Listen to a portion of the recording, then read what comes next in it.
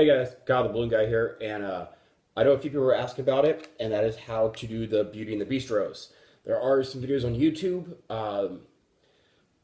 They're all good. Everyone's going to look at it from a different point of view, so keep that in mind. If you have a hard time understanding it the way I explain it, I highly suggest go on YouTube and see who else does it, because some techniques people don't get by the way that a certain person explains it. I didn't learn the flower weave until just a few years ago because no one could teach me in a way that I understood it. Finally, someone did. I had a piece of glue in my mouth. I can't get it out now. There it is. Okay, got it. Sometimes I bite break sometimes. Okay, so what we're going to do, we're going to take a rose. Mine's kind of wonky. I made this as fast as I could, so it's not perfect. And we're going to take a rose. And by the way, if you're going to do the straw technique, highly suggest just spending a little bit extra money and get little wristband glow sticks. Why did I balloon in my mouth? That one really broke weird. Highly suggest getting the wristband glow sticks. Dollar store, you can buy bundles of them. You can buy them in bulk offline if you want to. Spending a little tiny bit of money, like a few cents, makes it where it won't kink and stay kinked. A straw will stay kinked. This will stay straight. And it's much more sturdy. So yeah, keep that in mind. Okay, so we're going to do first, you make your rose, whatever rose you want. You got to make sure it'll fit in the balloon, of course. So that's a big thing. I know this fits in a 350. It also fits in 646 if you want to. I personally think that looks way too bulbous and just way too big. I like to keep it elegant and small. So I have your 350 diamond clear. You want to stress the tip of it. And this will make it a little bit weaker, so it's a little bit easier to reverse inflate. So I usually do this first, and then I kind of pop it up. And I try to pop it in at least two things, but actually I shouldn't have done that. I should have just done this. Because I stressed it, and I'm not actually squeezing the balloon, now I am to hold the air in, but my hand's just gently cupped around it is all it is. And this makes it the air won't inflate here. But because it's so weak there, and there's nowhere else, it's going to inflate that back in first. Doesn't do that. You got to kind of stress, kind of pop it up until you get to it. Then you continue reverse inflating. You want to make sure you have a little bit more than the rose itself.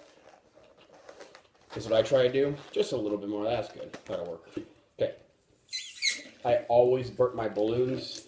I kind of burp mine a lot. Mine are super squishy. A lot of people don't like using the balloons if I inflate them. Because I like my balloons really, really soft. This way, because kids are going to squeeze it and play with it. Kids don't know how to be gentle. It's less likely to pop that way. So I burp them really well. So what we're going to do, this goes against your body. I've seen people actually hold this end and do it. I don't like doing that because, as you know, when you twist, the air has to go somewhere. Just like when you seed the balloon in or insert it in, the air in the diamond clear has to go somewhere. So I keep that away. You go tie up against your body. And I'm going to try to bring my tablet in real close for you guys. We're going to insert from the back end. This way it stays nice and round at the top. So when we're done, the clear will actually be inside out when we're done. So I'm going to take it, I'm going to hold at the base of my rose and right above where like my green 260 starts. I'm going to feed that in a little bit.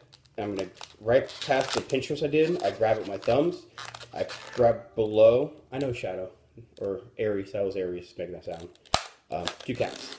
So it's kind of hard to do this slow. Then right below where the leaves are, I kind of just push it up, re-grab. Push it in, re-grab. This little bubble here sometimes will shoot to the bottom. That's fine. It'll fix itself in just a little bit. I've got mail. Apparently I've got mail on my new phone. I finally got a smartphone, you guys. I'm so happy. I feel complete now. But yeah, you're just gonna keep you're gonna keep just feeding that in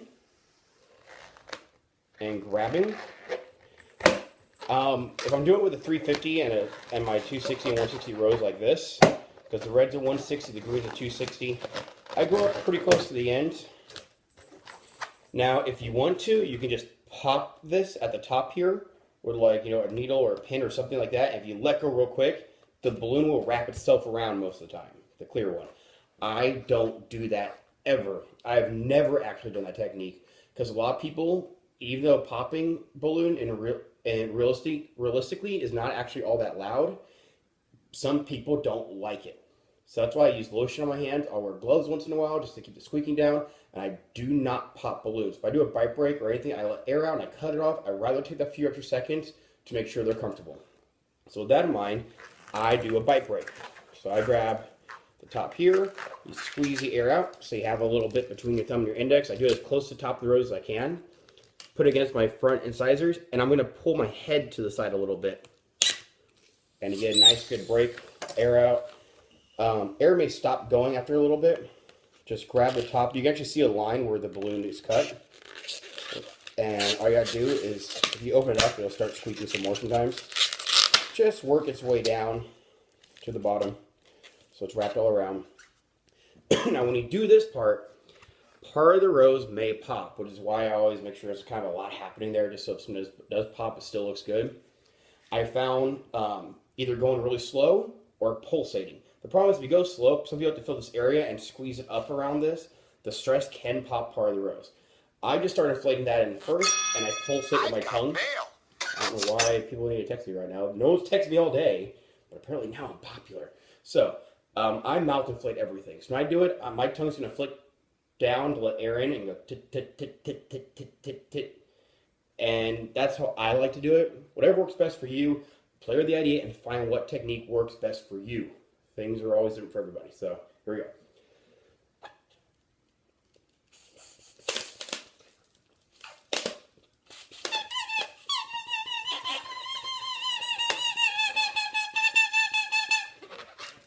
Okay, it does get stuck up here once in a while, and that's fine.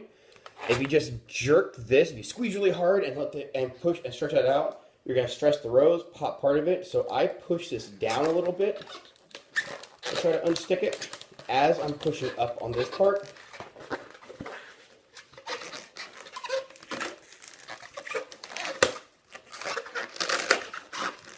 Get a little more air in there. There we go. I have a good little base down here. I'm going to let that out a little bit, kind of push that down. There we go. Now it's free. I shake it up where I think the rose should be sitting. I let some air out. Squeeze it so it stays really inflated. And I tie it off.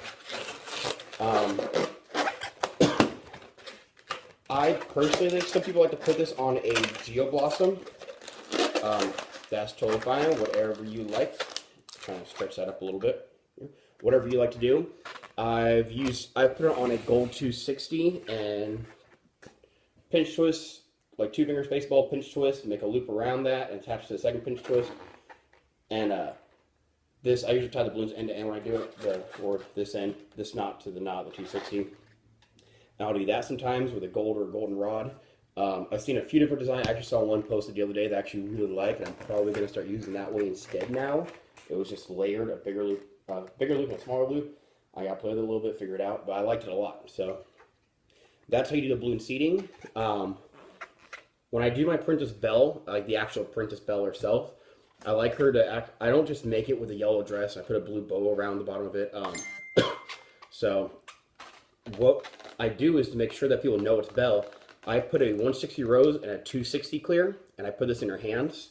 So it's obvious it's Princess Belle. For Cinderella, I actually give her legs. Usually I don't give them legs because the dress kind of covers it. But I'll give her legs. I put little clear shoes on her, so she has glass slippers. So each princess, I'll try to do something that signifies who they are. And when you get really good, this is actually my first time I've ever done this. I put a 160 rose and a 160 clear. So this is for all you micro twisting fans out there like me.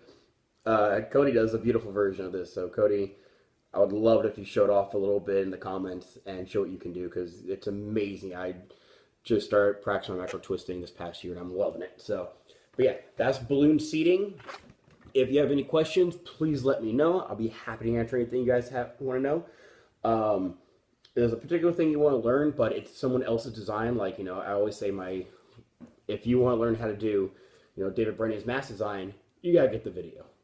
He has a video out on it, watch it. If you have a hard time, then ask your other artists that know it already.